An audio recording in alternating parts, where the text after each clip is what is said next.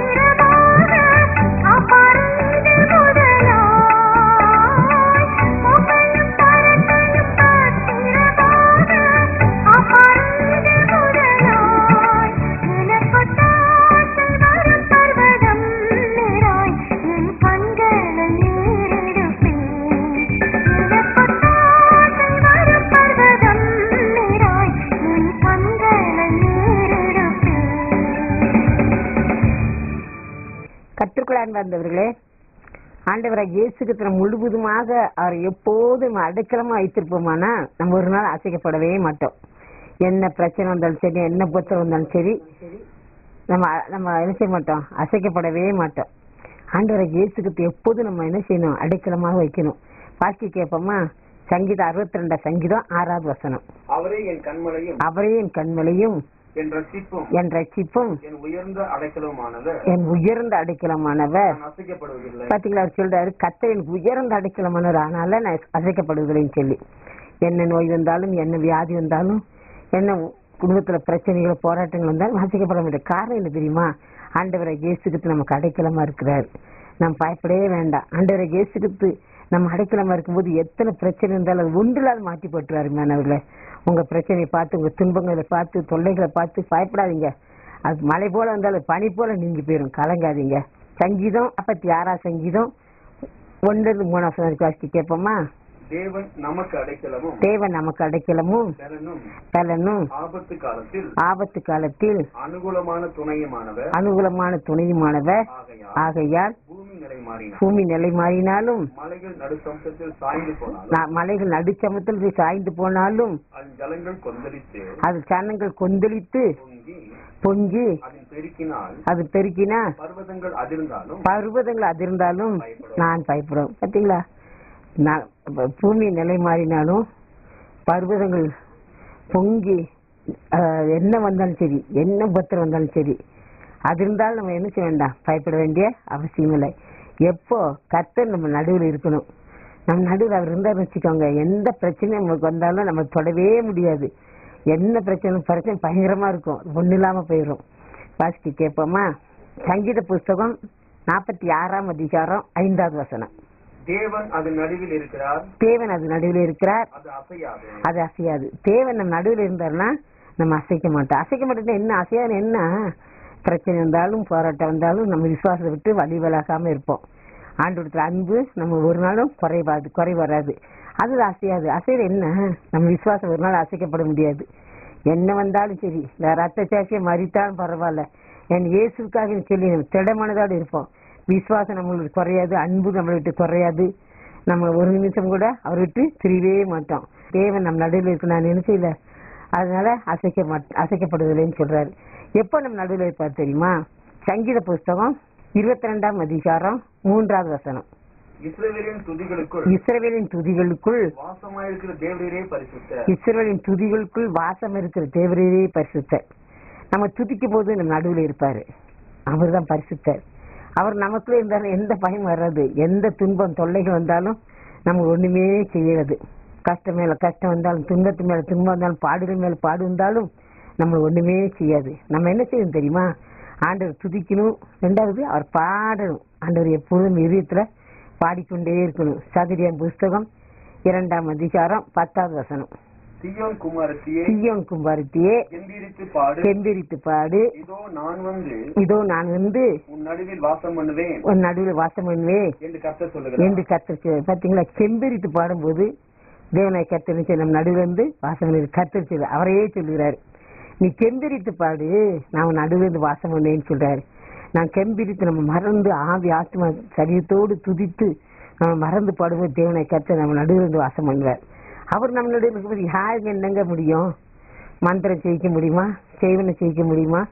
எதுவும் ஒண்ணு செய்ய முடியாது. நம்ம என்ன எப்போது என்ன செய்யணும்? தேவனை கெம்பீரித்து பாடிக்கொண்டே இருக்க வேண்டும். 2வதாக தேவனை நம்ப வேண்டும். சங்கீத புஸ்தகம் 125 சங்கீதம் 1வது வசனம். கர்த்தரை நம்புகிறவர்கள் என்றென்றைக்கும் அசையாமல் நிலைத்திருக்கும் சீயோன் பர்வத்தை போல இருப்பார்கள். பாத்தீங்களா, கர்த்தரை நம்பிட்டோம்னா என்ன செய்யுமா? என்றென்றைக்கும் அசையாத சீயோன் பருவத்தை போல. பருவம் எங்கேயாவது அசையுமா? ஆனா விசுவாசம் அப்படி இருப்பாங்களாம், நம்பிக்கையில் அப்படி இருப்பாங்களாம். கர்த்தரை விட்டு என்ன செய்ய மாட்டாங்க, வழி விலகவே மாட்டாங்க.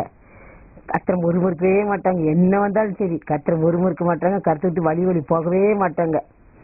கர்த்தருக்கு நிலைச்சிருப்பாங்க. அது யோசிச்சு சொல்றாரு இல்லையா, நீ கொண்டுபட்டாலும் நம்ம இடத்துல நம்பிக்கை இருப்பேன்னு சொல்லி, அதே போல நம்ம நம்பிக்கை இருக்கணும். அப்படி ஒரு நம்பிக்கை நமக்கு வரணும். சொல்றாரு, நீ கொன்றுபட்டாலும் நம்மளதான் நம்பிக்கை இருப்பேன் அப்படி சொல்றாரு இல்லையா? அப்படிப்பட்ட ஒரு நம்பிக்கை நமக்கு வரணும். யோபு 13ஆம் அதிகாரம் 15வது வசனங்களை வாசிக்க கேட்கலாமா? அவர் என்னை கொன்று போட்டாலும் அவர் என்னை கொன்று போட்டாலும் அவர் மேல் நம்பிக்கையா இருப்பேன். பாத்தீங்களா? அப்படி ஒரு நம்பிக்கை. என் இயேசு என்னை கைவிட மாட்டார். என் காரணம் என்னை உருவாக்கினவர், என்னை உருவாக்கின தேவன், என்னை படைத்தவர் என்னை கைவிடுவாரா? நிச்சயம் கைவிடவே மாட்டார். பாருங்க, எனக்கு கண்ணு இல்ல, அம்மா இல்ல, அப்பா இல்ல, கூட பிறகு யாருமே இல்ல. தேவனை கருத்து கைவிட்டாரா? இல்லவே இல்லை. அதனால சொல்றாரு, அவர் கொன்று போட்டால் நம்பிக்கை இருப்பேன்.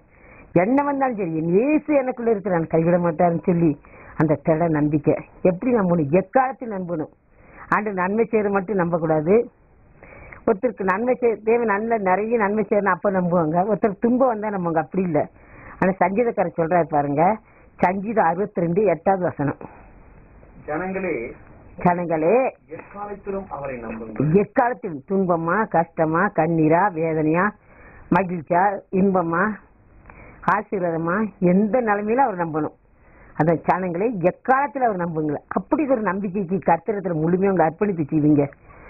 அப்போ அர்ப்பணித்து நீங்க வாழ்ந்து பாருங்க, உங்க வாழ்க்கையில பெரிய ஒரு ஆசீர்வாதத்தை தேவன் தருவார். எப்படி நம்பணுமா? ஓசியா 12:6 சொல்றாரு, இடவிடாம அவர் நம்பணுமா. இடவிடாம நம்பினீங்கன்னா கர்த்தர் நிச்சயமா நீங்க ஒரு நாள் ஆசைக்கப்பட மாட்டீங்க. ஒரு நாள் உங்க எந்த துன்பம் உங்களுக்கு மேற்கொள்ளாது, எந்த பிரச்சனை உங்களுக்கு மேற்கொள்ளாது, எந்த சோதனை உங்களுக்கு மேற்கொள்ளவே முடியாது. அது அசைக்கப்படுவதில்லைன்னு சொல்லி வேதத்துல வாசிக்கிறோம். மூன்றாவதாக எப்ப அசைக்கப்பட மாட்டோம் தெரியுமா? சங்கீத புஸ்தகம் 12ஆம் சங்கீதம் 5ஆம் வசனம் 6வது வசனம், இறங்கி கடன் கொடுத்து தன் காரியங்களை நியாயமானபடி நடப்பிக்கிற மனுஷன் பாக்கியவான். தன் காரியங்களை நியாயமா நடப்பிக்கிற மனுஷன் பாக்கியவான். அவன் என்றென்றைக்கும் அசைக்கப்படாதிருப்பான். அவன் என்றென்றைக்கும் அசைக்கப்படாதிருப்பான். பாத்தீங்களா? இறங்கி கடன் கொடுக்கிற மாத்திரல, என்ன செய்யணும்? தன்னுடைய காரியத்தை நியாயமா செய்ய வேண்டும். அப்படிப்பட்டவங்க என்றைக்கும் அசைக்கப்பட மாட்டாங்க. என்ன வந்தாலும் கர்த்தரை கைவிட மாட்டான்னு சொல்லி உறுதியா இருப்பாங்க. அருமையான சகோதரி சகோதரியே, நீங்க மற்றவங்களுக்கு உதவி செய்ய பாருங்க. உதவி செஞ்சீங்கன்னு சொன்னா உங்கள் வாழ்க்கையில அசைக்கப்படாம இருக்கு. எந்த கஷ்டம் உங்களை மேற்கொள்ளாது, எந்த பாடு வந்தாலும் உங்களை மேற்கொள்ளாது, எந்த கஷ்டம் வந்தாலும் உங்களை மேற்கொள்ளாது. கர்த்தரை முழுமையா அர்ப்பணிங்க. அதே 9வது வசனம் கேட்பா, 112ஆம் சங்கீதம் 9வது வசனம், வாரி இறைத்தான், ஏழைகளுக்கு கொடுத்தான், அவனுடைய நீதி என்றென்றைக்கு. நீங்க பாத்தீங்களா? வாரி இறைத்த ஏழைகளுக்கு கொடுத்தாங்க. என்ன செய்யும்? அவன் நீதி என்றென்றைக்கு நிலைத்திருக்கும். நீங்க என்ன செய்யணும்? மற்றவங்களுக்கு கொடுக்கணும். எனக்கு வேணும், என் பிள்ளைகளுக்கு வேணும். நிறைய பேர் பாத்தீங்கன்னா காணிக்க கூட தர மாட்டாங்க. ஆண்டவரை இயேசுக்கு தான் கொடுக்குறாரு, அவருக்கே கொடுக்க மனசு வராது. ஐயோ, நீ 10 ரூபா இருந்தா நாளைக்கு என் பிள்ளைகளுக்கு ஏதாவது கொடுக்கலாமே, நாளைக்கு போய் ஏதாவது ஒன்று வாங்கலாமே அப்படின்னு சொல்லிட்டு நிறைய பேர் தர மாட்டாங்க. அப்படி இல்லைங்க பிரியமானவர்களே. 12ஆம் சங்கீதம் 9 வசனம் வாசிக்க கேட்கலாமா? வாரி இறைத்தான், பாத்தீங்களா? வாரி இறைத்தான், ஏழைகளுக்கு கொடுத்தான், அவர் நீதி என்றென்றைக்கு இருக்கும், அவர் கொம்பு மகிமையாக உயர்த்தப்படும். பாத்தீங்களா? நீங்க என்ன செய்யணும்? வாரி இறைக்கணும், ஏழைகளுக்கு கொடுக்கணும். கஷ்டப்படவங்க பார்த்து அவங்க பணத்தை நீங்க அப்படியே வச்சுக்காதீங்க. அது இன்னைக்கு உங்க கையில, இன்னைக்கு நாளைக்கு இன்னொருத்தர் கையில இருக்கும். நீங்க அப்ப உங்க நீதி அப்பதான் நிலைத்திருக்கும், உங்க கொம்பு அப்பதான் மகிமையாக உயர்த்தப்படும். கர்த்தருக்கு ஏழைகளுக்கு இறங்கும் போது நீங்க என்ன செய்ய மாட்டீங்க? அசைக்கப்படவே மாட்டீங்க. நீதிமொழி புஸ்தகம் 22ஆம் அதிகாரம் 9வது வசனம் வாசிக்க கேட்போமா? கருணை கண்ணன் ஆசீர்வதிக்கப்படுவார். மற்றவங்களுக்கு கொடுத்து பாருங்க, அப்பதான் நீங்க ஆசீர்வதிக்கப்படுவீங்க. நீங்க எனக்கு வேணும், எனக்கு வேணும், என் பிள்ளைகளுக்கு வேணும், என் குடும்பத்துக்கு வேணும், காணிக்க கூட கொடுக்காம சேர்த்து வச்சுன்னு வச்சுக்கோங்க, நிச்சயமா அந்த ஆசீர்வாதம் உங்களுக்கு வராது. தேவனத்துல நிலைச்சிருக்க முடியாது. அது ஒரு வாசிங்க. கருணை கண்ணன் ஆசீர்வதிக்கப்படுவான். பாத்தீங்களா? கருணை கண்ணன் ஆசீர்வதிக்கப்படுவான். அவன் தன் ஆகாரத்தில் கருத்தருக்கு கொடுக்கிறார். பாத்தீங்களா? கருணை கண்ணன் என்ன செய்யறானா? ஆசீர்வதிக்கப்படுங்க. ஏன் ஆசீர்வதிக்கப்படுறா? தன்னுடைய ஆகாரத்தை கருத்தருக்கு கொடுக்குறான். என் பிள்ளைகளுக்கு வேணும், எனக்கு வேணுங்க சேர்த்து வைக்கிறதே இல்லை. அதனால அவங்க என்ன துன்பம் கஷ்டம் வந்தாலும் அவங்க அசைக்கப்பட மாட்டாங்க. என்ன பாடுகள் வந்தாலும் அசைக்கப்பட, தேவையை கைவிட மாட்டாங்க. அவங்களுக்குள்ள நிச்சயமான ஒரு உறுதி உண்டு. 4வது பார்க்கிறது, யார் அசைக்கப்பட மாட்டாங்க தெரியுமா? நீதிமொழி புஸ்தகம் 10ஆம் அதிகாரம் 30வது வசனம், நீதிமான் என்றும் அசைக்கப்படுவதில்லை. நீதிமான் என்று அசைக்கப்படுவதில்லை. நம்ம நீதிலாம் அழுக்கான கந்த. நிறைய பேர் சொல்லுவாங்க, நான் இவ்வளவு நேரம் செவிச்சேங்க, அதனாலதான் என் குடும்பம் இப்படி இருக்கு. நான் முழங்கால் போட்டேன்னா 4 மணிக்கு எந்திரிச்சேன்னா அவ்வளவுதான், 7 மணி நேரம் செவிப்பேன். அது இல்ல, நம்ம நீதியெல்லாம் அழுக்கான கந்த. நீங்க நினைக்காதீங்க நான் செவிச்சதுனால இல்ல, நம்ம நீதி அழுக்கான கந்த. நீ சொல்லி ஏசாயா 64 6வது வசனம் அப்படியாக சொல்லுகிறது, நம்ம நீதி அழுக்கான கந்தையம். வாசித்து கேட்போமா? எங்களுடைய நீதிகள் எல்லாம் அழுக்கான கந்தையை போல இருக்கு. நம்ம நீதி நம்பி வாழாதீங்க. நீதிமான மாறணும் என்ன செய்யணும் தெரியுமா? ஒவ்வொரு நாளும் ஆண்டவராக இயேசுக்கு ரத்தத்தினால நம்ம கழுவுப்படணும்.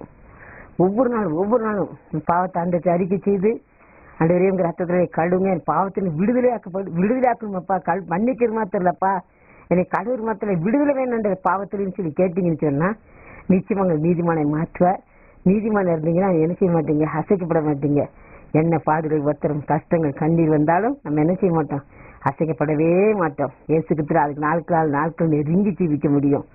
ரோமர் 5ஆம் அதிகாரம் 9வது வசனம் கேட்போமா? இப்படி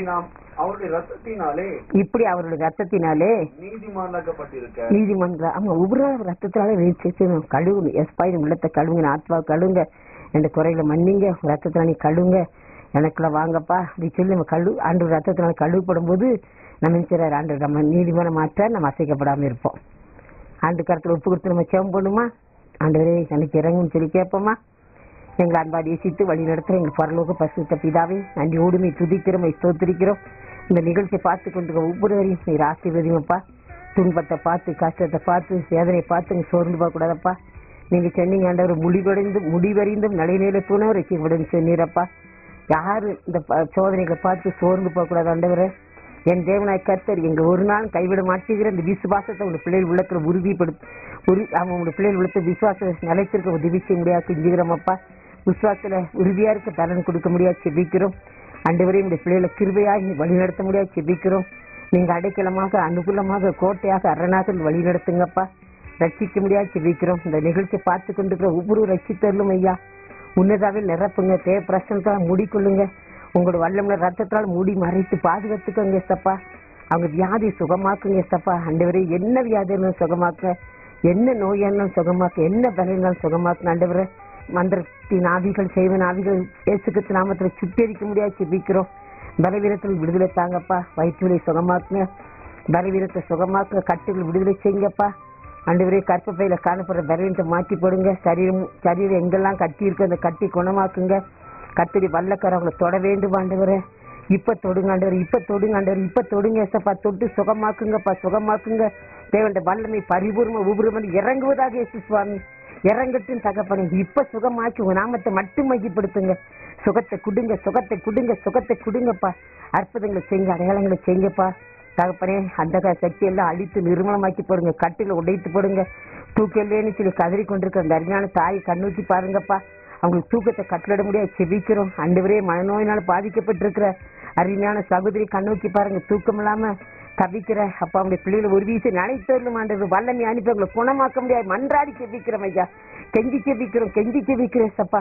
மகத்துவமுள்ள கரவுடைய பிள்ளைகளை தொடுங்க ஆண்டவரை, தொடுங்க, ஆசீர்வித்து உயர்த்துங்க. நீங்க அடைக்கலமாக பாதுகாத்துக்கோங்க, பராமரித்துக்கோங்க சப்பா. வேலை இல்லாத குடும்பங்களை வேலை கொடுங்க அப்பா. குழந்தை இல்லாத சகோதரி குழந்தை பாக்கியத்தை தாங்க. திருமணமாகாத சகோதரர்கள் திருமணம் நடக்க கிருபை செய்யுங்க அப்பா. வேலையில ப்ரமோஷனாக குடும்பத்துல வேலையில ப்ரமோஷன் கிடைக்கட்டும். வேலையில கன்ஃபார்மாக சகோதரனுக்கு வேலையில கன்ஃபார்மாக உதவிச்சுங்க. கத்தடி வல்லக்கரம் தொடட்டும் ஆண்டவரே. கடன் பிரச்சனை, கண்ணீர், வேதிலிருந்து விடுதலை செய்யுங்க, கஷ்டத்திலிருந்து விடுதலை செய்யுங்க, பிரச்சனையிலிருந்து விடுதலை செய்யுங்க. சமானத்தை தாரு, சந்தோஷத்தாரு, உள்ளத்துல ஆறுதலின் தேர்தலை கொடுங்க. படிக்கிற ஞானத்தை கொடுங்க. தொழில ஆசீர்வதிங்க, தொழில் சிறக்கட்டும் அப்பா. வியாபாரம் செழிக்கட்டும் ஆண்டவரை. ஆசீர்வித்து உயர்த்துங்க. தேவக்கிருவ அவங்க சூழ்ந்து கொள்ளட்டும் சுவாமி. கேஸ்ல இருக்க மக்களுக்கு வெற்றி கொடுங்க, பிரிந்து குடும்பத்தை இணைத்தோம், ஆசீர்வித்து உயர்த்தும் தகப்பரை. இந்த நிகழ்ச்சி பார்த்துக்கணும் ஒவ்வொரு மக்கள் வாழ்க்கையில் அற்புதங்களை செய்துதான் ஆக வேண்டி செபிக்கிறோம். உள்ளத்துல அற்புதம் நடக்கணும், வெளியிடங்களும் அற்புதம் நடக்கணும் சப்பா. தொடுங்க ஆண்டவரை, தொடுங்க சப்பா. அவங்க வாழ்க்கையில அதிசயங்களை செய்து உங்க நாமத்தை மகிழ்படுத்துங்க ஆண்டவரை. ஆராய்ந்து பெரிய காரியத்தை எண்ணி முடிய அதிசயங்களை செய்வேன்னு சொன்னீங்கல்லப்பா. அப்படியா செய்யுங்க, உங்க நாமத்தை மகிழ்படுத்துங்க. எல்லா துதிக்கான மகிமை மகத்துவத்தை உமக்கு செலுத்துறோம். எங்களை அன்பு ரட்சகர் இயேசு கிறிஸ்து நீ நாமத்துல மன்றாடி செஞ்சு மன்றாடுகிறோம் பரமபிதாவே, ஆமென். கர்த்தர் நிச்சயமா நம்ம சேவத்தை கேட்டுவிட்டார்.